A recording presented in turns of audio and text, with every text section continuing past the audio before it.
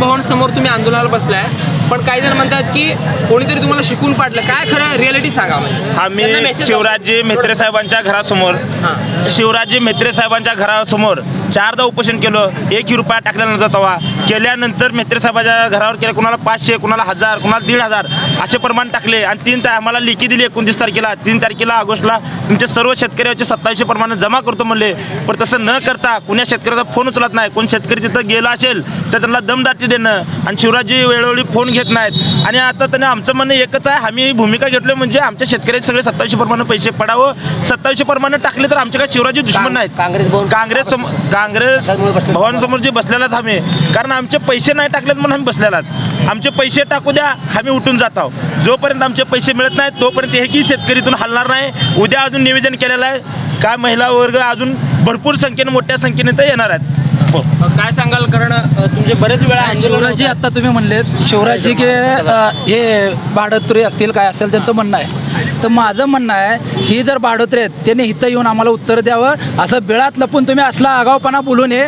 इथं येऊन तुमच्या दम आहे ना तर या काँग्रेस भवन समोर आम्ही वाघासारखे बसलेलो, तुम्ही इथं येऊन आम्हाला या चर्चा करा आणि या बिलासंदर्भात. आणि जर बिल याच्यातला एकही माणूस बिन असं बिलाचा असेल तर आम्ही उपोषण इथं स्थगिती द्यायला तयार आहे.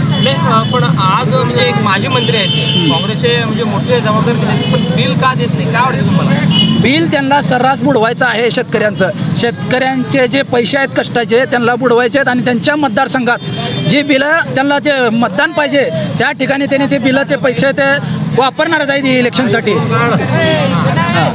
वारंवार तुम्हाला आंदोलन करावं लागतंय. आता हे जे शेतकरी आहेत सोलापूर जिल्ह्यातले आहेत का मराठवाड्यामधले आहेत. लातूर तालुका, उमरगा तालुका असेल, औसा असेल, धाराशिव असेल आणि तुळजापूर या ठिकाणचे शेतकरी सर्व.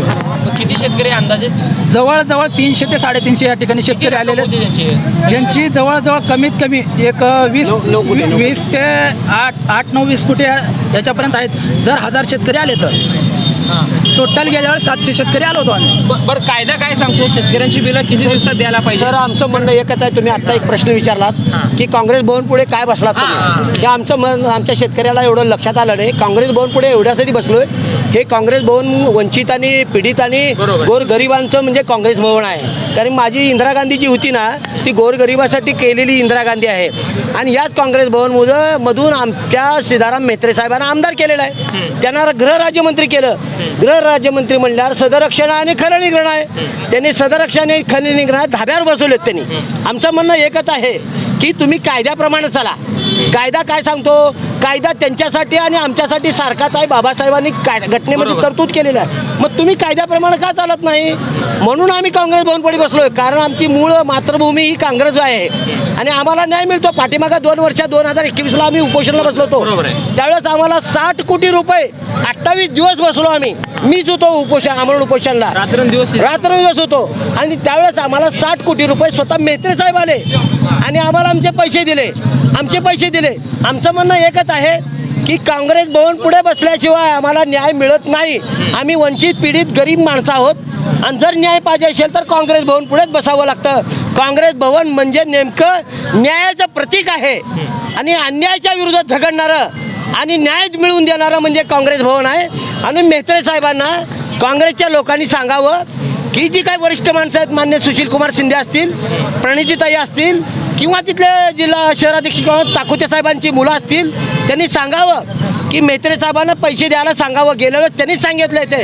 यावेळेस त्यांनी काँग्रेस भवनमधून त्यांना सांगावं आणि आमचे पैसे त्यांनी लवकरात लवकर देण्याचा प्रयत्न करावा.